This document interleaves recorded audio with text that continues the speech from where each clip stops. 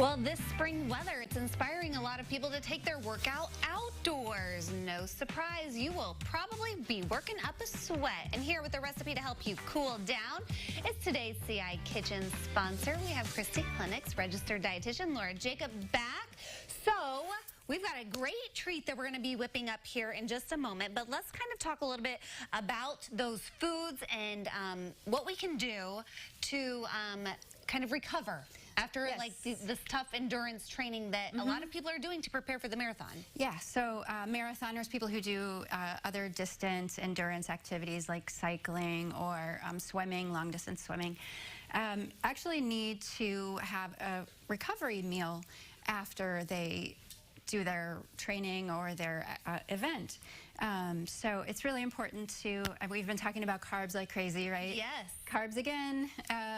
So when you're doing endurance, you're using up that stored muscle glycogen that you've filled up with carbs. So you actually need to refill it. You need to replete your muscle glycogen, and you need to have some protein as well for muscle repair and muscle building afterwards. We were looking at some tips there just a moment ago saying that timing is super important. Yes, so 1 to 2 hours after the activity is when you should be restoring. Yeah, so refueling. Your muscles are most receptive in that first 1 to 2 hours for taking up the carbs to refill those glycogen stores and for taking up the protein to build and repair muscle tissue. Okay, so we've got a great recipe we're going to be whipping up here that might be a good option for those people. So what are we making? It's peanut butter banana ice cream. There's not really any cream in it, but yeah. Okay, so what goes into peanut butter ice cream? Because I'm going to assume peanut butter, and it looks like you've got some bananas. I have frozen bananas. It's important to actually dice them up and freeze them. You can use fresh, unfrozen, but it gets a nice fluffier, more ice creamy consistency if you use frozen. So you just lay them out flat in your freezer until they're solid. And then, so it's got the bananas, plain Greek yogurt, vanilla extract. That's it. And so I'm guessing the yogurt is where the protein comes in. Yes, exactly. And the carbs from the bananas. And the yogurt. Oh, all right. And so you just food process this up. Okay, let's do it. All right. So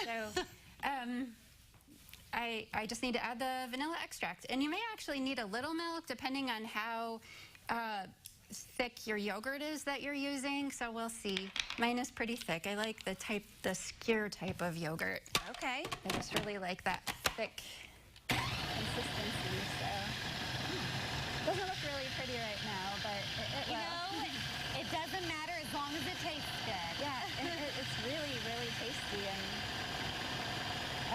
so. Okay, so after this gets all combined, you freeze it, or you can eat it like this.